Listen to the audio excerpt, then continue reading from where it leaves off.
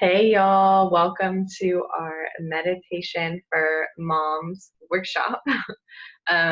Today will be a mix of meditation, like we will do some group meditation, and then we're also going to have some like journaling slash workshopping time.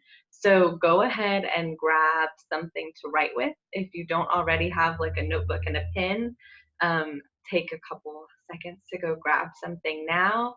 Maybe grab yourself a cozy blanket or a cup of water, just anything that helps you kind of settle in and transition into this space. Anything that is going to give your body like a clue or a signal that, like, hey, we're dropping into something a little different. Like, this time is a little special.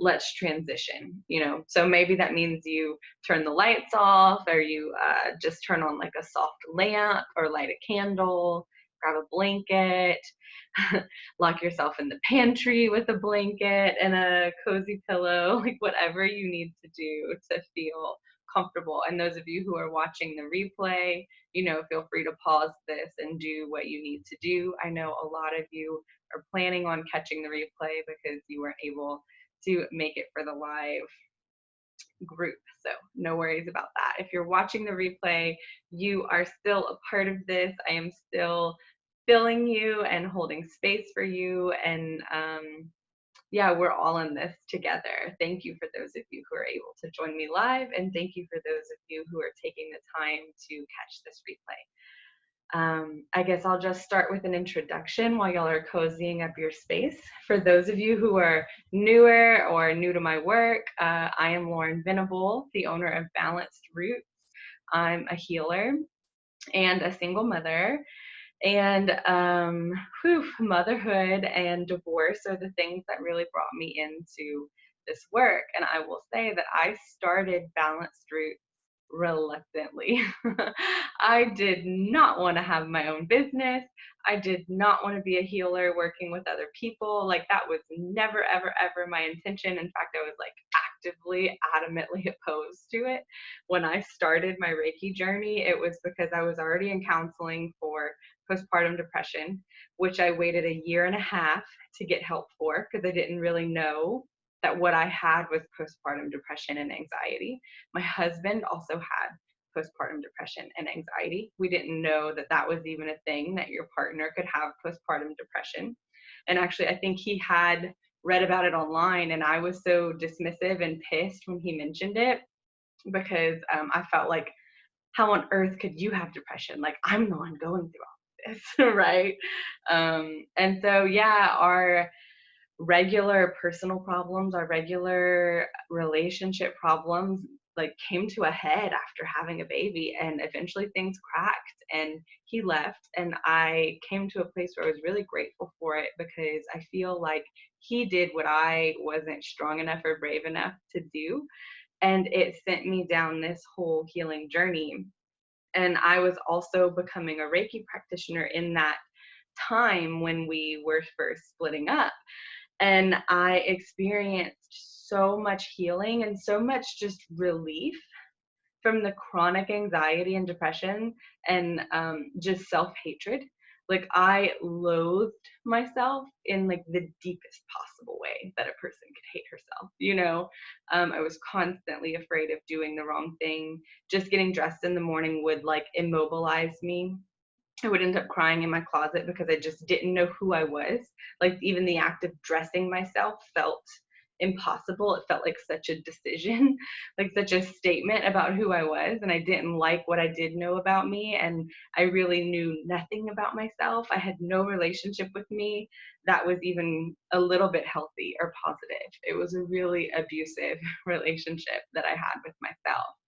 And so when I experienced relief of that in literally moments, like, it was a moment that changed my whole life. I remember in college I was depressed and I did yoga for the first time, and now like I went on to become a yoga teacher after college because it changed my life so much. And I don't think any of the yoga poses I was doing were actually, like, half of those weren't even real poses. I don't know what I put my body into, but I followed the breathing. and the permission to be where I was, and the permission to not have to shape myself into some perfect looking shape, that it was more about how I felt in my body. And that was the first time I'd ever been given permission to not worry about what my shape looked like, what shape I was contorting and bending myself into, and is it the right one? And instead, it was just like, find what feels good in your body. And I was just like, oh my God, yes. It was this massive opening and relief. And I remember getting up from Shavasana, which for those of you who aren't familiar with yoga, it's like when you basically, they call it corpse pose. You lay there like you're dead and you let your practice integrate. And it feels amazing. And I woke up and I was so afraid to even move. Like I didn't want to move too quickly. I didn't want to talk because I was so afraid of losing that feeling, of not ever having it again. Like I didn't want to do anything to disrupt the peace that I was experiencing for the first time since I was maybe 7. As a little kid, I was really dreamy and connected to nature. I would play under the oak trees and like rub my hands in the really silky dirt, and like write songs about the earth and the clouds. And I was a really daydreamy child, but deeply connected to the earth. And I felt like I had these pockets of just bliss and peace that I could access so easily as a child. And I think that's where I went to escape the trauma of like my parents' divorce. And so I hadn't experienced that in like 10 years, 12 years. And so when I found it again in yoga, I did not ever want to let go of it.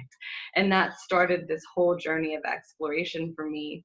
And it was because my mom had cut me off. I experienced this massive fracture within my family, within one of my deepest personal relationships. And I was so broken from it. And I happened to find yoga, or I always say yoga found me. I don't even know how it happened. I just know that I ended up pulling up a yoga video one day and it changed my life.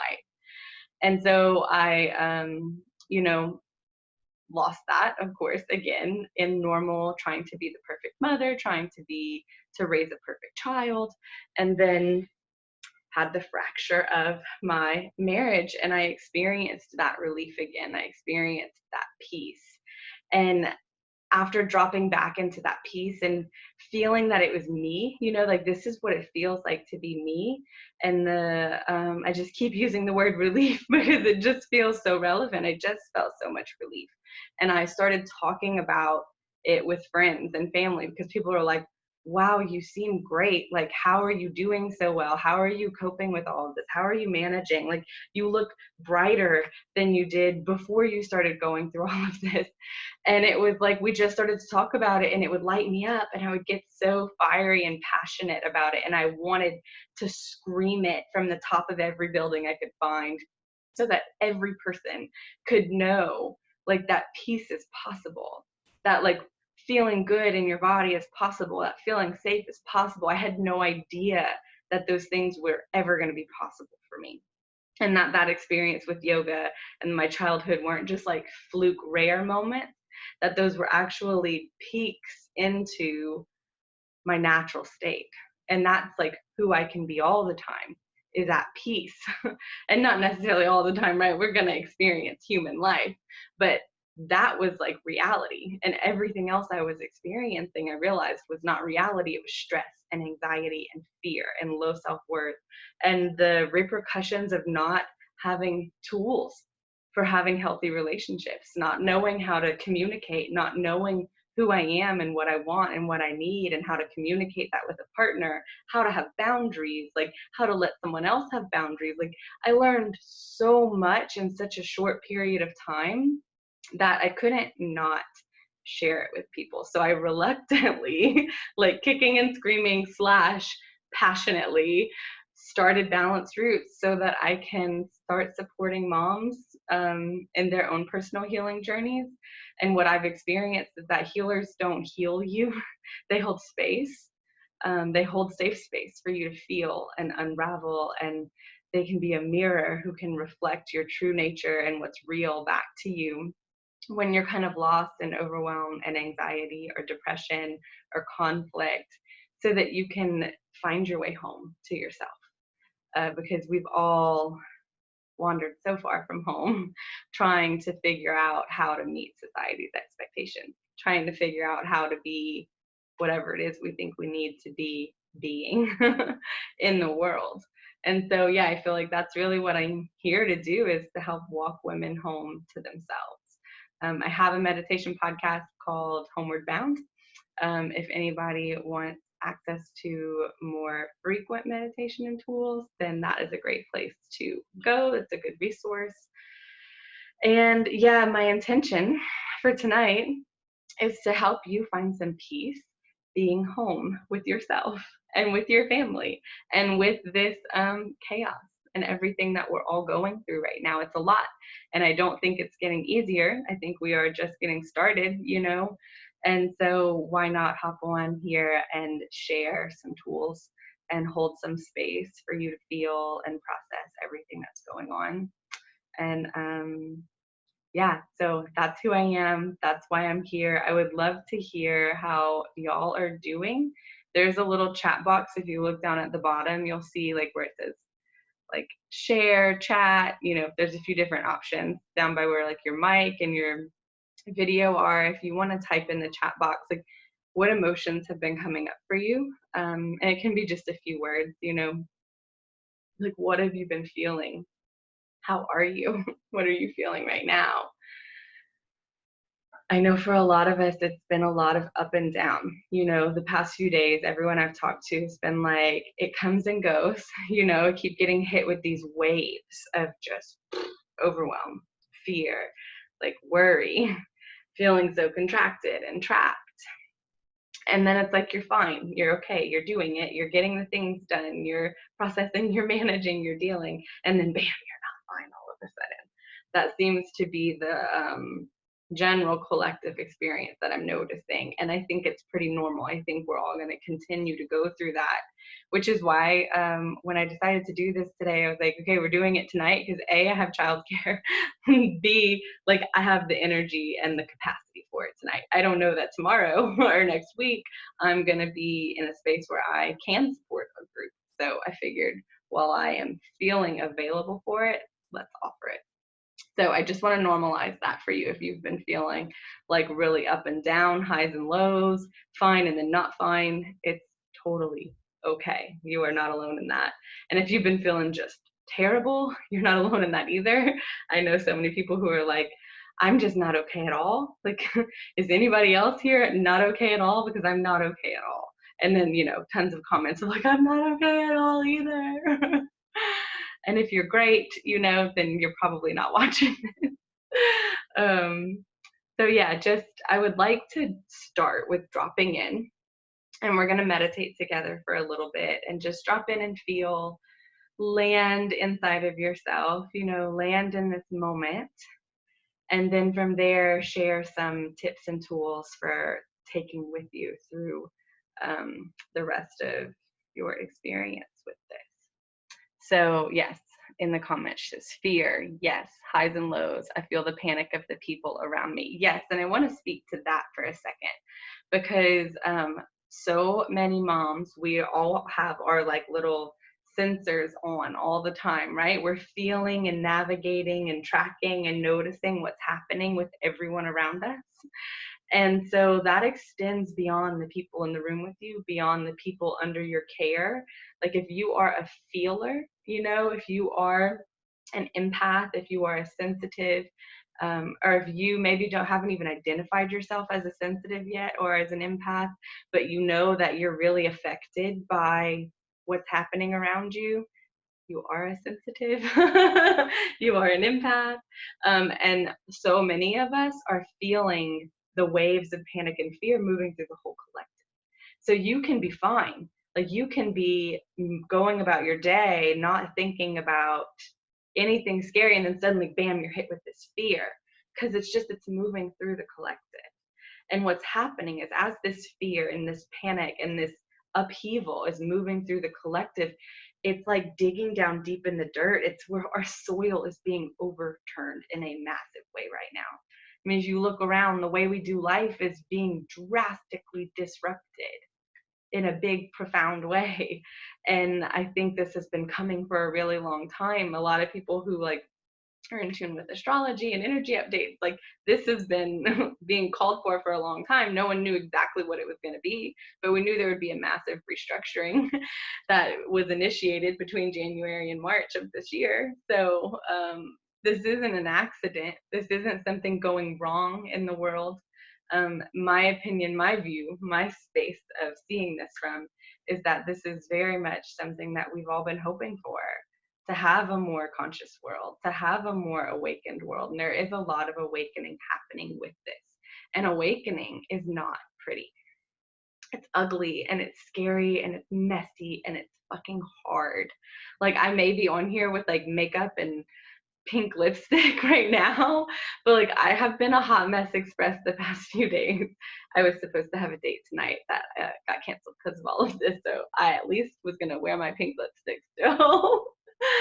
But it's messy and it's gonna come in waves of being fine and not fine, and it's all part of it. We have an opportunity to heal in a massive way, to become more present with ourselves, with each other. Like, I cannot tell you how hard all of us are going to have this as families being home together. Like, it's going to be hard. It's probably going to be like the hardest work we've ever done. Doesn't mean it's going to be hard the whole time or that we can't do it, but it's going to be hard. We're going to be triggered. Our soil is being overturned. Our foundation is being like ripped up so that we can plant something new. And so in a lot of families, there's going to be a lot of strain. Like, it's just me and my little boy, but we're still a family. We still trigger the shit out of each other. We are still growing. And I can see how this is supporting what I've been desiring for us, for our home. I've wanted more structure, more connection, more of me showing up, me having energy, right? All the things that are being required of me right now are things that I've been desiring. And now I get the opportunity to grow and become the person who can be that. And we're all being given the same opportunity.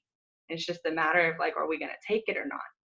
Are we going to take the brave, hard view of this is happening for us, not at us, not to us? This is not a mistake. It's not a bad thing. It's not some punishment that the world is experiencing. This is an opportunity. We're being cracked open as a society, as a collective, so that we can heal and we can be more in connection with each other. You know, it's kind of wild that we're doing all this social distancing, but from my experience, I'm seeing so many people like really holding tight to their people. You know, like, we can't be together, but we're going to be together in some way or another. We're going to find a way to stay connected with each other through this. And like, for a lot of people, it's like we're getting more connected. There's an opportunity for deeper connection, you know? Text your friends, ask how they're doing. And if they say they're fine, be like, are you sure? Are you really fine? Like, when someone asks you how you're doing, you know, be honest. And be like, I'm a fucking mess. Or I'm up and down, you know? Be real. This is what we're doing all of this for. So that we can become more real and so that we can have more satisfying connection, without all the distractions. Like, all of our distractions and busyness will be gone. We're not going to be able to escape to work or to go run errands or like have a million to-do lists. Like, we're going to be stuck with each other and faced with our own shit and faced with our family shit. And like, the sooner we normalize that, the less scary it's going to be when we're going through it, right? To know, like, okay, yeah, this is just part of our healing process. What do I need? And that's going to be one of the things. So I thought we would meditate first, but maybe we'll go right into this because this is a good segue. So I want you to get your paper and your pen and just take a moment to sit and breathe. So we'll do a little meditation / journaling here, just taking some breaths to drop into yourself.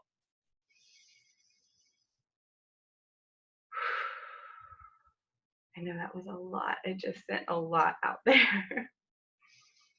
So just processing, integrating, letting your mind stop tracking it all. You don't have to make sense of all of it.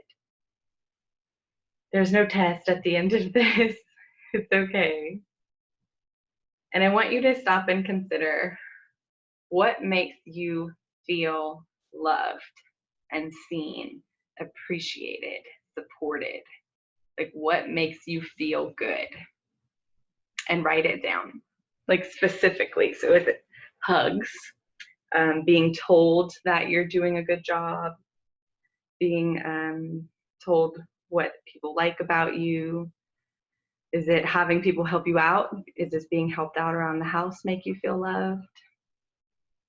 Um, do you like when you're talking to someone and they're visibly listening to you, when they put everything away and they really like just sit here and focus on you? Some people hate that, and some people really love that. So what is it that would make you feel good over the next month while you are home with people? And get very clear and specific. And then also, what things make you feel good? What things that you do make you feel good, make you feel happy or calm or relaxed or satisfied as a person? Maybe going for walks. It doesn't have to be something that you do all the time. Maybe it's you used to go for walks all the time and you loved it and it made you feel good, but you haven't in forever because you've been busy and distracted from yourself, right? So yeah, now like walks make you feel good. Being in nature. Maybe it's having plants inside. I went and bought some extra plants because I knew like we're gonna be inside. Like we're home. I need more plants. Is it drinking a lot of water? Do you notice that you feel better when you're hydrated, when you're eating vegetables? Like what makes you feel good? And like you're gonna make this list so that you can post it somewhere. So that when you are like stressing out or not feeling good or, having drama, you can go to your list and do something from your list. Or you can communicate it to your partner. When I'm freaking out, send me to my list, make me go do something from my list. Or you can communicate to your partner, when I'm stressed, it really makes me feel better if I can just go sit outside for 10 seconds, if I can just go take a few breaths outside. So can you like watch the kids so I can go for a walk or whatever, asking for what you need. Being able to be a clear communicator during this is going to be massively supportive. So many times we are disappointed that people aren't showing up how we want them to, but also at the same time, we don't know what would feel good. We just know that what's happening doesn't feel good, but we aren't really clear on like what exactly would feel good, what exactly would we like. And so if you can take the time to do your like self responsibility, right, and do this list making, then you can communicate that clearly and clear the air. Because the masculine, I'm talking about like masculine energy, not necessarily a male partner, but the partner who has more masculine energy, likes clarity. They like to know exactly what to do to make you happy, because they like to get the task done and be done and accomplished with it. That is what makes the masculine partner feel happy. And the feminine likes to feel and be supported and likes space to that's a whole nother another topic. I'm not going to go too far into that, but just being able to clearly communicate, this is what I need, this is what makes me feel good, is a gift to your partner. We're so afraid to ask for what we want because we feel like we've been super conditioned out of it about wanting what we want, much less asking for it. But it is a gift to your people when you can communicate clearly what it is that you want and need from them. So yes, that will be golden in your relationships, and you can take that up somewhere so that you have it. Another list. What are things that you do that make you feel bad? So these things may not be bad things, drinking coffee is not a bad thing, but drinking coffee when you're anxious so that you can almost like spin out of your body doesn't feel supportive. Going eat sugar when you really just need a nap, or going caffeinate when you need a nap, doesn't feel good in the body, doesn't feel supportive in the body. And we all know our go-tos. Like, I'm sure we all have a long list of things we feel like we're not doing good enough. That is not what this list is. This is like 2, maybe 3 things that you know you do to kind of numb out or cope. But these are things that don't actually feel good, that don't actually feel supportive after the fact.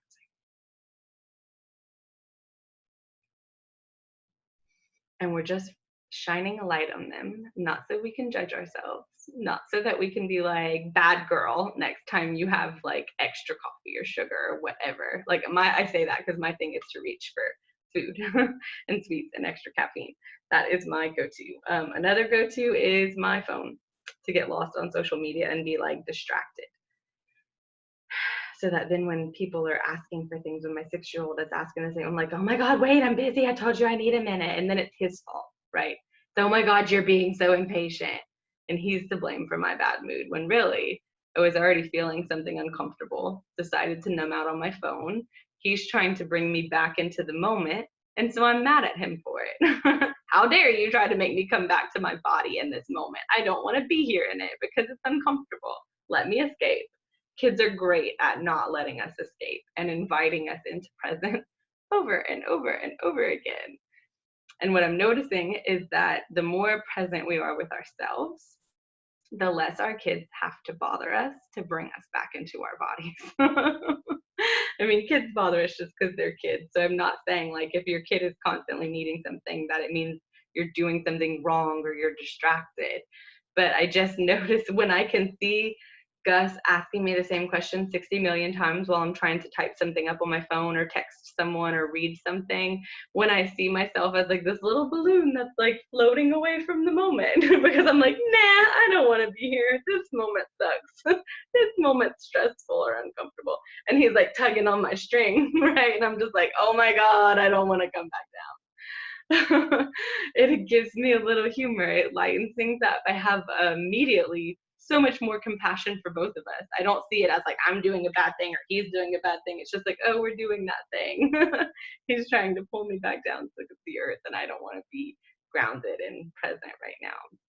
And it's funny that my work is about bringing people home, inviting them home, coming home to yourself. And we're all, stuck at home. And we've all left home because we believe being ourselves isn't safe. That's the only reason we numb out and check out in the first place and try to evade the present moment with distractions and drama and conflict and whatever. Because we were taught that being ourselves isn't safe in subtle and not so subtle ways from the time we were kids. And the messaging continues now, like whatever. You already know like what about you feel is unacceptable. Maybe it's your big laugh. Maybe it's your big feelings. I'm just gonna hold some space for that. I feel like this is a moment where you can just be with that realization of like, yeah, I was totally conditioned out of being home in myself. Was taught in so many different ways that it's not safe or acceptable or allowed to be me, that it's not a good thing. And having some compassion for all the ways that you try to avoid you. It's not because you're doing a bad thing, it's because you don't think it's safe to be you. It doesn't feel safe to be present. It doesn't feel safe to be in your body and in relationship. I'm like, that's okay. Just taking a few breaths into that. That's what so many moms are going to be hit with over the next few weeks home. That fear of being present.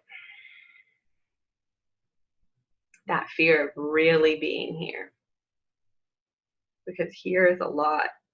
There's a lot to feel here. There's a lot to experience here.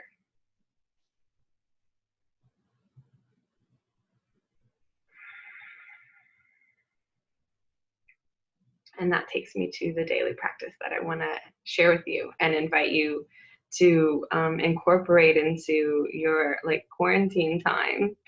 And it's a dump journal. So this is, instead of just a gratitude journal, gratitude is a beautiful thing. It does expand our experience and bring us into a more open heart space. Like, it's beautiful. And gratitude journals are great. But there's a way that we can sort of bypass ourselves and be like, oh, I shouldn't be feeling stressed. I should be grateful because so and so is experiencing something so much worse. Or I shouldn't be stressed right now because this other person has that going on and this isn't as bad. We dismiss what's hard in favor of positivity and gratitude. And so the dump journal is a place where you can dump it all, the petty shit, the stuff that like your logical mind knows isn't a big deal, like the fears that your inner child is feeling, that your adult self knows aren't logical, doesn't change the fact that some part of you feels like they're very real and is experiencing that fear. Dump it in your journal. Stream of consciousness, just write. Just write whatever comes through and just dump it all on the page. And don't edit yourself, don't censor yourself, don't try to make it sound pretty, don't try to make it sound enlightened. Like, if it sounds petty, if it sounds stupid or silly or mean or whatever, it doesn't matter. You're not writing these for anyone to see. You're not writing these for approval. You are not writing these to be perfect. You are writing these to give yourself some space in your life to have whatever experience you are having. This is space for you to process and feel every single day and to show up honestly. And it doesn't have to be the whole picture for it to be an important part of what you're experiencing. So yeah, you might be super pissed at someone, and writing about it doesn't mean that that's the only thing you're feeling or the only thing you're experiencing. It's not your whole story. There's no pressure to fit your whole story on the page every day. Just let whatever wants to move through you move through you. And then I invite you to stand up and like go nuts. Scream into a pillow, grab a pillow and do it. You have kids around. If you can't scream loud, like scream like that. Whisper scream. Punch pillows or just like seriously, just move it through your body. Wiggle, like shake, and get it out. Let yourself move that energy through your body. Otherwise, it's going to be stuck in the background of everything you do all day long and everything you experience. And little things are going to just turn into massive things because you have all of this other shit building under the surface. And it may be a place to go dump your enthusiasm and your joy. I know for me, like, one of the things I feel like I'm not allowed to experience is enthusiasm and joy. That was one of the things that was really just unacceptable when I was a kid. You were not allowed to be loud ever, even if it was like spontaneously laughing or giggling or like telling a story with my sister. Like, it was not allowed. So me showing up like joyful and enthusiastic is something I'm really like moving through, and letting joy and enthusiasm move through my body and not being screamed at is really healing my system. So it's not necessarily a place just to dump whatever toxic shit is on your mind or in your body, although it's welcome and allowed and encouraged, but you can also dump the stuff that feels unsafe. Or if you weren't allowed to feel scared as a kid because it sent your mom into a thing and you had to be the strong one, then this could be a really supportive practice for you to be scared, to have your experience of fear and not have the repercussion of it follow. And your system can sort of unlearn those like defense mechanisms around your emotions. And you can start to see that feeling is safe. It's not about what you're feeling. There is no such thing as like an unsafe emotion. Emotions become toxic because we don't feel them. They build up in the body and in the system as like energetic sludge, and they're in the background until they spill out in some way or another, whether that's passive aggressively or it's like lashing out. If you're not feeling it, it's being stored. If it's not moving through you, it's sitting underneath every single thing that you go through throughout the day. And in times like this, we do not need extra shit sitting under the surface of an already difficult experience. So get your shit out every day. Commit to that, if that feels like something that is in alignment with you, that could be beneficial to you. If it scares you or triggers you or makes you uncomfortable, I especially invite you to do it. There's this saying in like Buddhist meditation, it's like if you don't have time to meditate for an hour, then meditate for 2.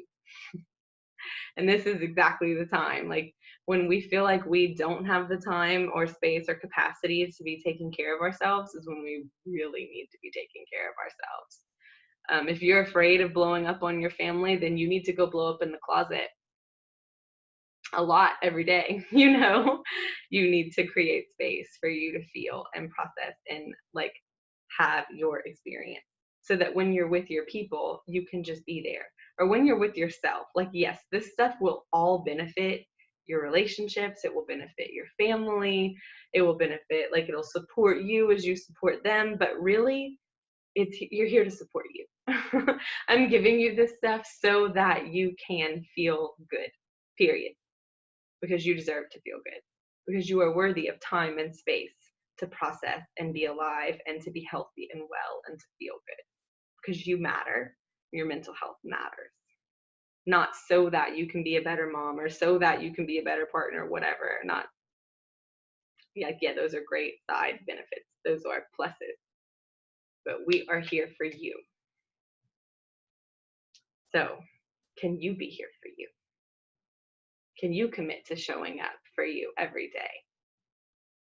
To dump your shit into your journal at the end of the day or the beginning of the day, and to let stuff move through your body. When you notice yourself starting to get snappy or overwhelmed or passive aggressive, or every little thing starts to piss you off and you're feeling like you're being contracted, you can feel yourself contract and get small and tense and stressed. Go into a bathroom if you need to and like do the thing. Give yourself space to feel. And I promise you will notice a significant difference in how you experience the rest of your day. And it will not be easy. You'll be like, oh, I'm good, I don't need to do it, and then you'll be like, oh shit, actually I do need to keep doing this. So I like to do a 40-day practice. I feel like that's always a really good container because it's long, longer than 21. That at one point it feels like there's no end in sight. Whereas with 21, once you pass in, you're like, oh, cool, I'm already like almost there. And you're kind of like halfway not even in it because you're already like feeling like, oh, I'm almost done. You're already mentally out of the container, out of the practice, and you're doing it just out of obligation. But 40 days, after day 10, you're like, I saw it. It feels like it's just never going to end. And then usually what happens for me is day 40 passes and I don't even notice, and it just has become part of my life. So I invite you to try that, the dump journal and the emotional release through movement, through sounds, through whatever it is that you have to do to let that energy move through your body. Let's see. We are going to meditate. We want to make sure we have time for that. I just want to make sure there's nothing that I'm forgetting.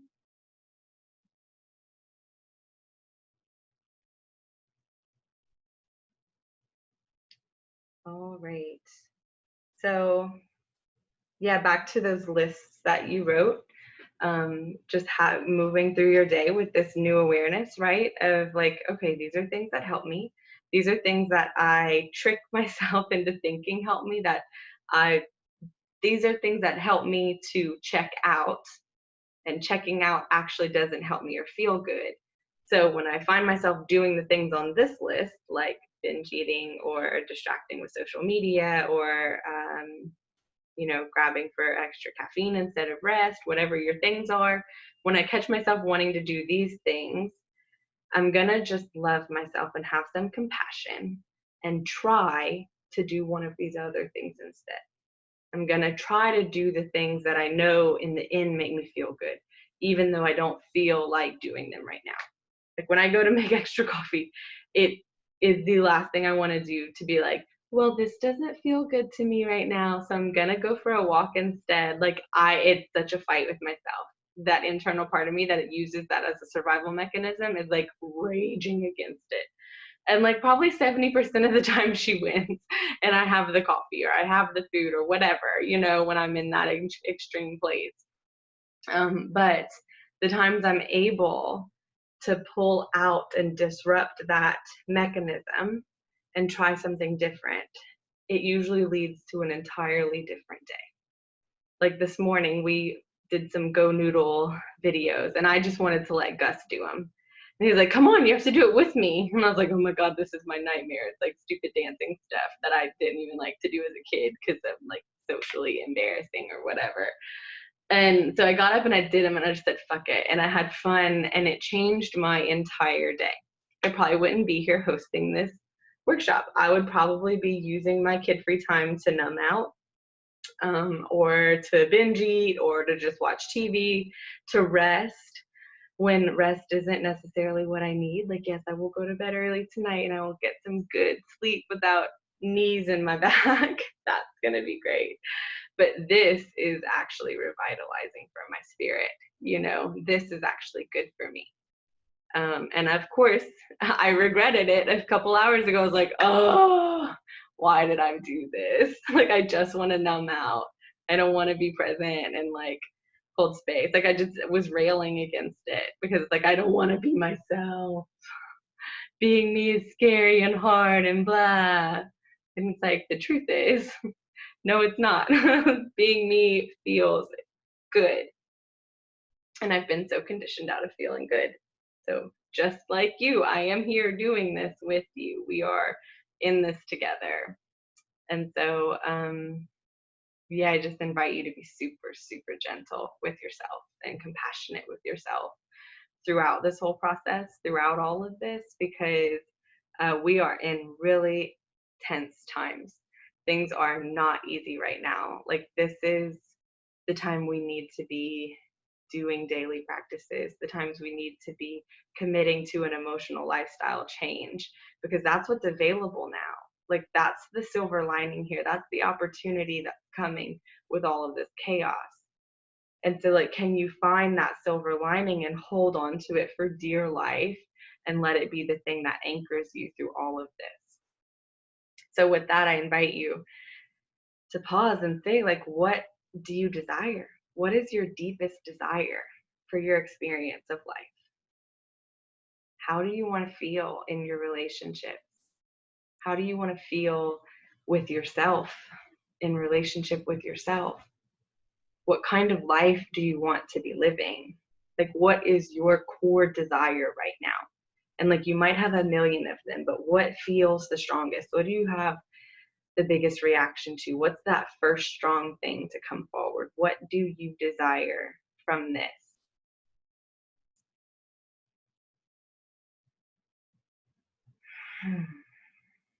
And just breathe into that.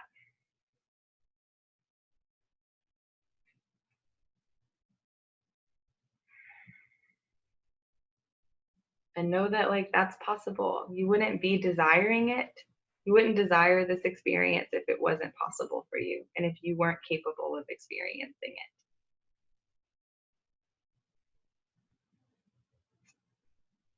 I'll just share, I never in a million years would have thought that I would be someone who has emotional wellness tools, that meditates every day, that like um, does workshops, that holds space for moms, that is like approaching schools about like, hey, how do we get this into schools? That's being proactive. Like, I was shy and shut down and insecure, and like, I never thought I could be someone who gets up in front of a crowd and like can hold a space. But that's actually something that I always desired, as a kid. It's something I always saw myself doing, but it was like this cruel practical joke between me and the universe, I guess, for a really long time, because I was so the opposite of someone who could do that or felt capable of doing that. And when I started doing this work, my intention was never to be holding space or holding groups or crowds or whatever, to be like teaching. That was not at all the goal. But it eventually, that desire came up from within me one day, and it was terrifying, but I knew, like, okay, that's why I'm doing all of this. Like, this is why I'm healing. I'm becoming someone who can be what I thought was like just a special type of person, like a different breed. You know, if you had told me, like, in another alternate reality, who would you be? I'd be me right now. Like, that's what I wanted probably 7 years ago when I was pregnant.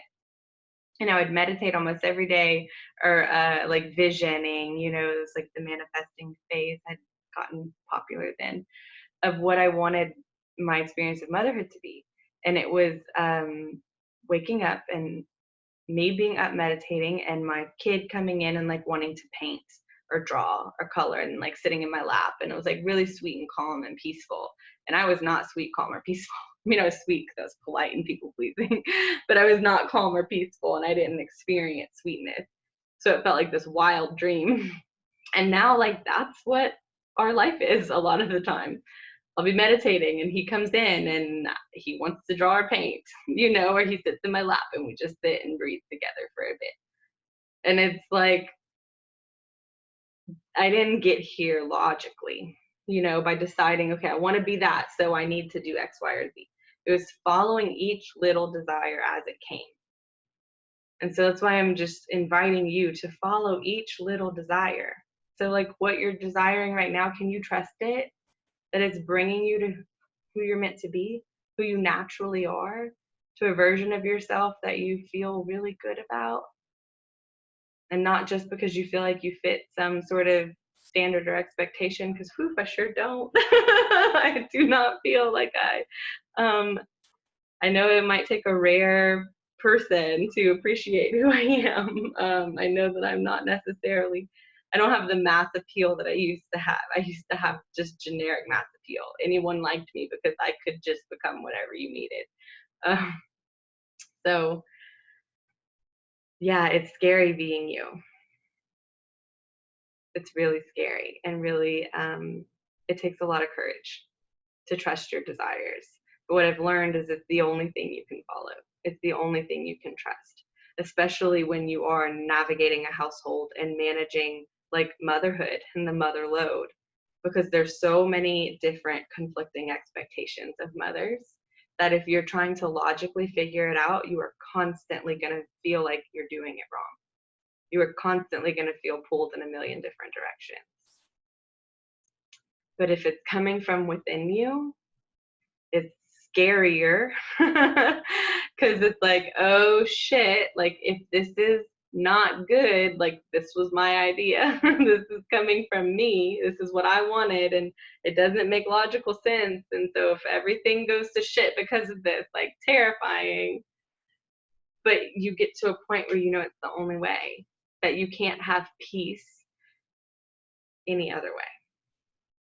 So I invite you to trust yourself. I invite you to trust what you need, trust your desires, set the boundaries that you need. Like, I know people who were wanting to self quarantine, that it feels like the responsible thing to do, and they felt strongly about it, and we're getting flack from family members and being like mocked or picked on or dismissed. And like, they decided to self quarantine anyways. And then, now more and more people are, and we should be. I'm trying to avoid, I guess, making any sort of statements around these things. But yeah, like, I feel like that's a boundary that we should all be setting. And we're in an area, unfortunately, where it's not necessarily being taken super seriously. And so if you are in that group that wants to self quarantine, that wants to do the responsible thing, and you feel like you're not allowed to because the people around you think it's ridiculous, set the boundaries you need. Do what feels right for you and your family. It's going to be scary, but that's what we're being called to do here, is to change the way we show up in the world, to change the way we show up in our relationships, and to trust ourselves and trust what comes from a deeper place. So with that said, I think we will do some closing meditation. So closing your eyes, dropping into your body, breathing in through the nose and out through your mouth. A few more like that together, filling up.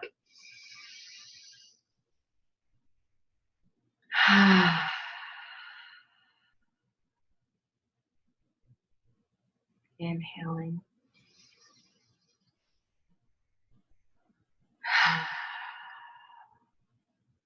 Continuing at the pace of your own breath, letting your inhales fill you and expand you. Your exhales soften you. And then letting the breath flow naturally in through the nose and out through the nose.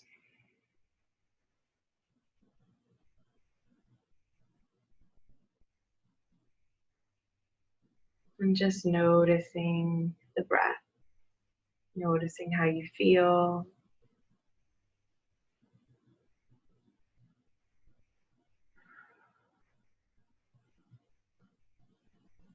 And just giving yourself some space to let go of all the tracking and thinking and processing you've been doing.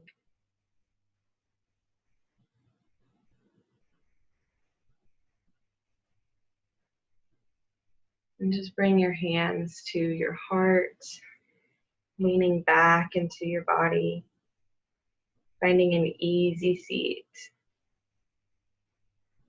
Maybe dropping the chin and lifting the back of the neck a bit. Dipping the pelvis, sort of just aligning the spine.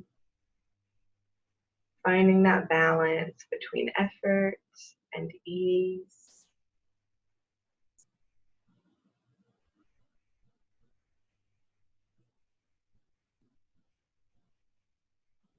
And just let yourself be here.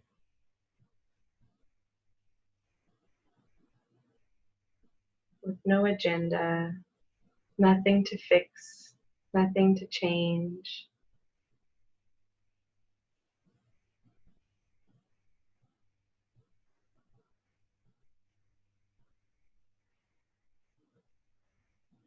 And just turning towards yourself. You can even imagine like grabbing your own cheeks, your own face, brushing your hair, kissing your own forehead, and just saying to you, I love you, I'm here with you. You're gonna be okay. You're safe.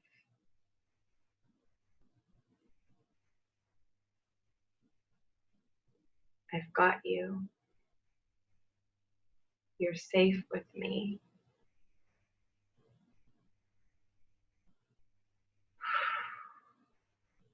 Grabbing up all of your fear and giving it a hug. It's okay, you're safe with me. Your worry, your anxious parts, pulling them in. It's okay, you're safe with me.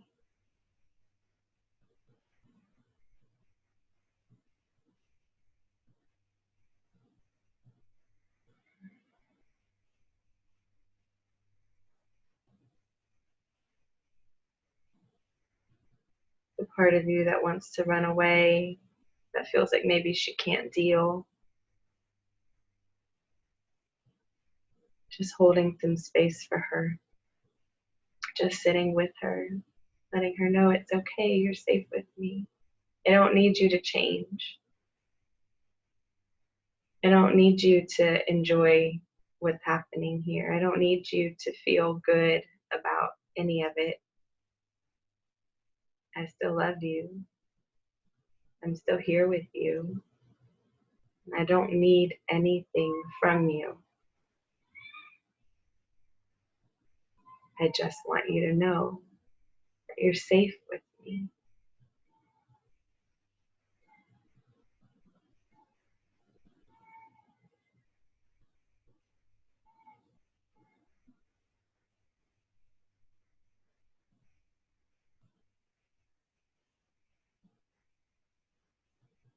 And just feeling your body now.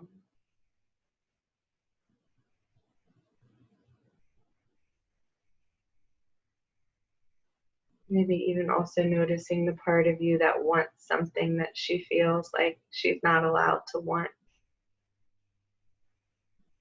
Your heart wanting something too big, too unrealistic, too selfish, too impractical, too silly, too scary.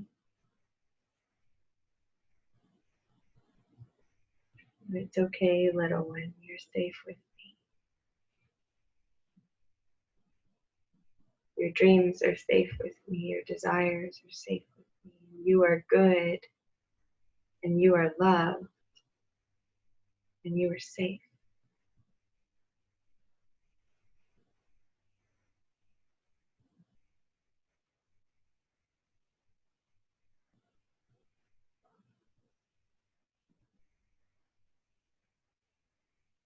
That little voice that's been whispering about her desires for more, just letting her know, I hear you now.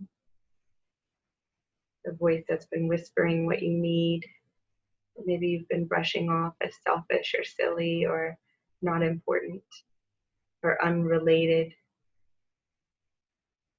Just letting her know, I hear you now. You're safe with me.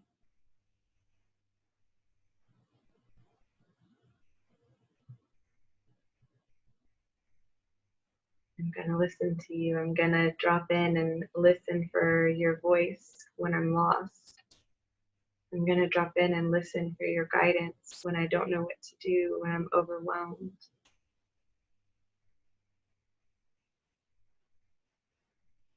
And let her echo back to you when you're feeling stressed or scared or overwhelmed. Let her whisper to you, it's okay, you're safe.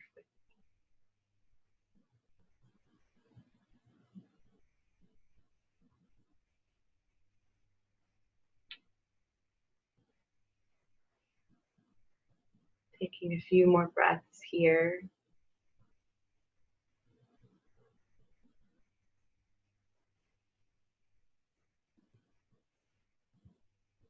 Maybe making a commitment to show up for yourself in a new way.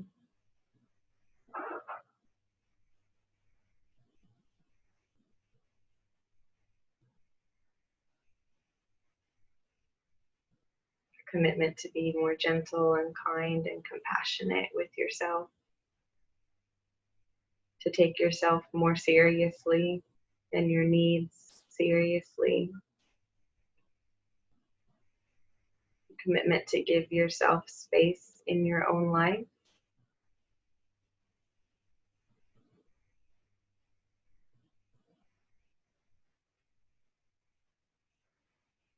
Commitment to give that little soft voice more power, more authority. Commitment to let your mind rest. A commitment to give yourself permission to not have it all figured out, to not have to always be analyzing and tracking everything.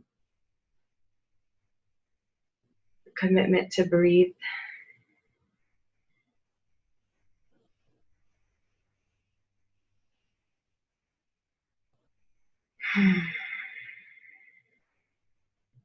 Imagining yourself being wrapped in golden light and warmth and safety. You'll notice this little bubble breathes with you. It moves with your expansion of your inhalation and with the softening of your exhalation.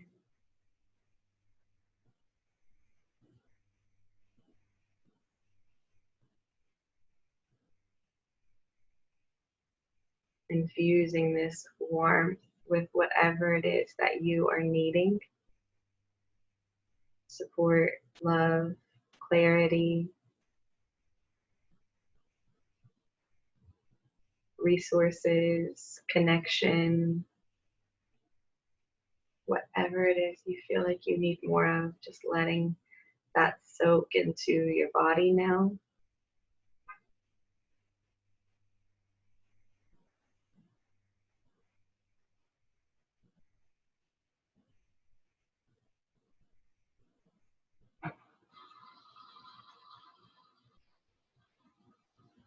letting yourself be filled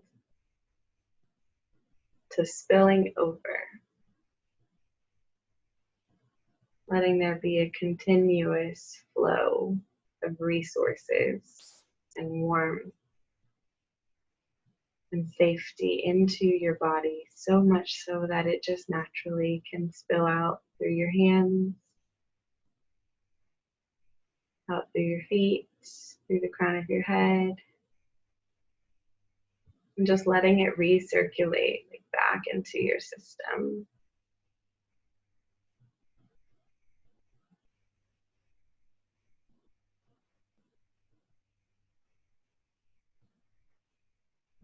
Letting it soak into the earth, back into your roots. Your roots can pull it back up into your body.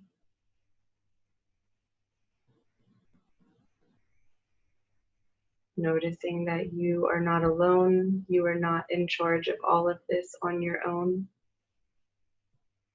that you are connected to other women, other humans, to the earth, to the collective, to spirit or the universe or God or source, whatever your word of choice is.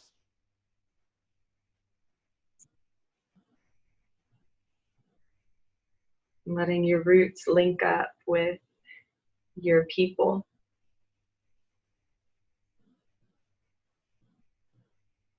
Opening lines of communication between you and your people.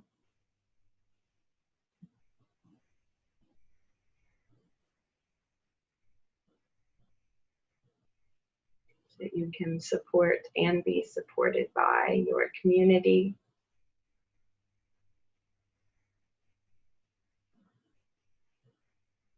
Connecting to the earth. Filling your body with earth energy.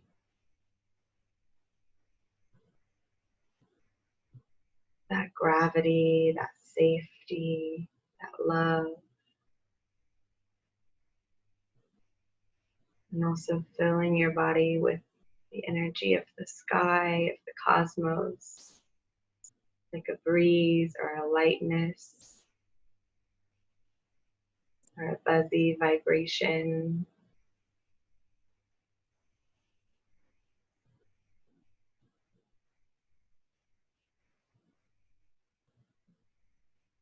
Letting all of this energy swirl around in your heart.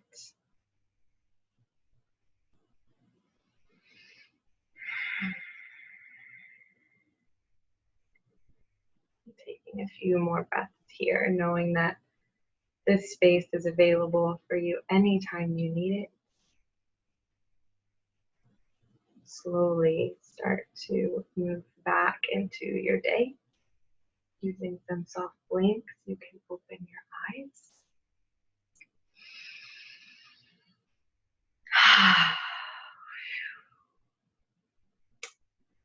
I would love to hear from you, from those of you who were able to hang in with me live and those who are catching the replay.